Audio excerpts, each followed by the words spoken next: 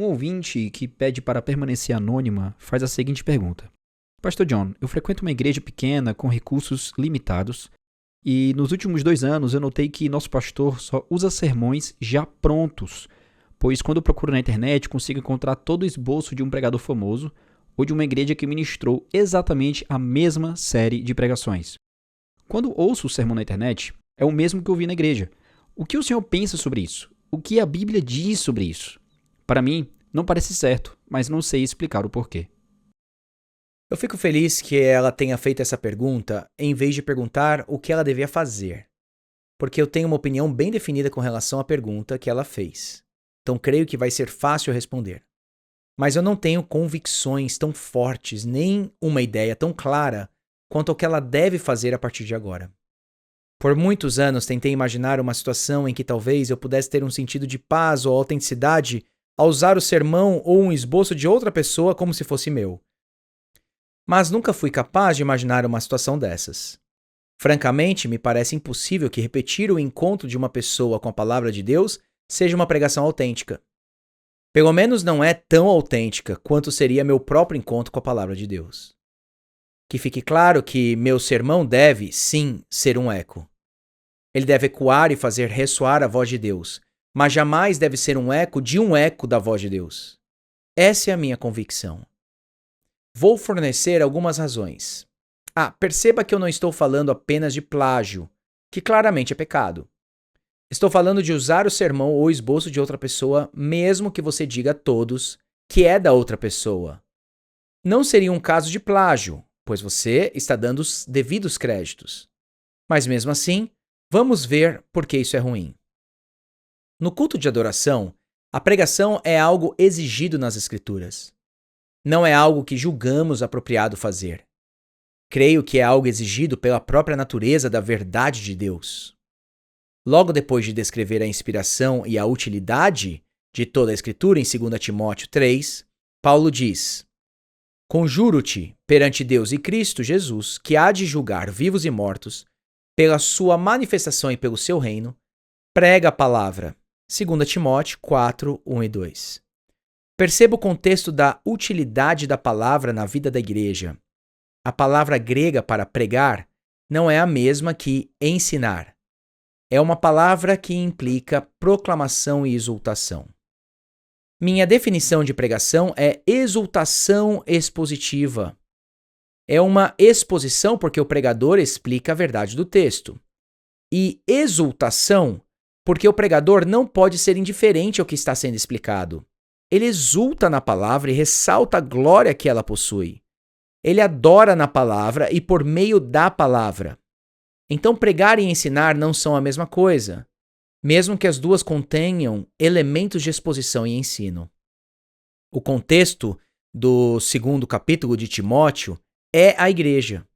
Não é um evangelismo em uma praça, onde talvez você possa imaginar alguém levantando a voz e proclamando. É o contexto da igreja semana após semana. Então, o coração da pregação é ver a beleza da verdade e sentir o valor que ela possui. Pregar é proclamar a beleza que o pregador viu, é exaltar a beleza que o pregador sentiu. Isso significa que pregar sermões feitos por outra pessoa já evidencia um primeiro problema. O imitador falhou em enxergar a beleza da verdade e em sentir o valor dela. Ele tem que recorrer a outra pessoa para ver o que ele deveria enxergar na palavra. Ele tem que recorrer a outra pessoa para expressar o sentimento que ele deveria ter ao ler a palavra. Esse é um sintoma de que existe algo muito errado com esse pregador, e ele precisa de um remédio urgente.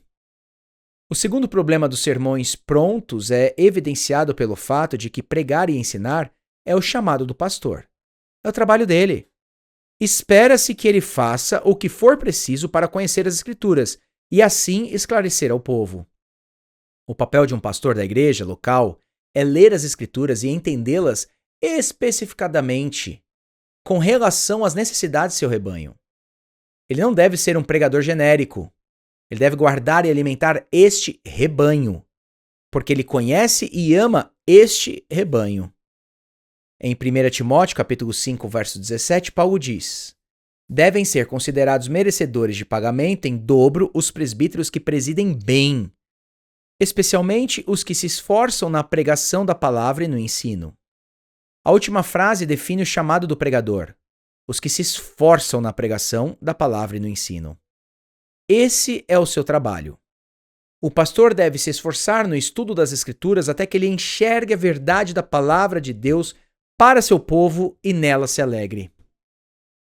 Aqui está mais uma razão porque toda essa questão de sermões de terceiros é um problema. Em 1 Timóteo, capítulo 3, verso 2, diz que o presbítero deve ser apto ou capaz de ensinar. Ou seja, estudar e pregar a palavra não é apenas nosso chamado, é também o nosso dom. Se não for, a Bíblia diz que não devemos estar nessa posição. O chamado para ensinar implica que você não pode ser alguém que delega a tarefa principal a terceiros. Essa é a definição de dom. Se você precisa delegar essa tarefa a outros, você não tem o dom para ser pastor. É enxergar, se alegrar e afirmar o que Deus disse, e não repetir o que alguém disse. Esse é o dom da pregação e o do ensino. Então, para concluirmos, Deus não chama pastores para serem eloquentes. Ele não chama os melhores pregadores do mundo.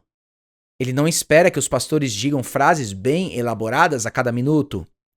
Ele não chama pastores para repetir uma percepção profunda que outra pessoa teve daquele texto. Na verdade, o que Deus requer de cada pastor é que eles sejam fiéis e autênticos no encontro com o significado do texto, para o bem do povo. Essa mensagem, então, deve ser transmitida com profundo amor por Deus e pelo povo.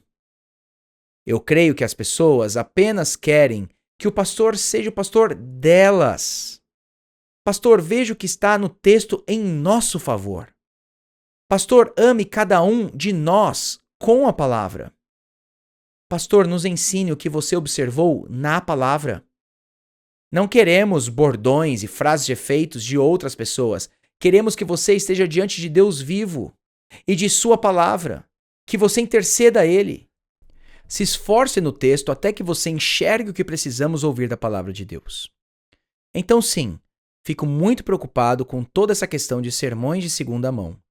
E eu oro para que Deus renove a vida, o dom, o chamado e os olhos de todos os pastores que usam sermões e esboços de outros pregadores. Você ouviu John Piper Responde, produzido por Desiring God, Ministério Fiel e Voltemos ao Evangelho. Para mais conteúdos gratuitos, acesse ministériofiel.com.br e voltemosaoevangelho.com.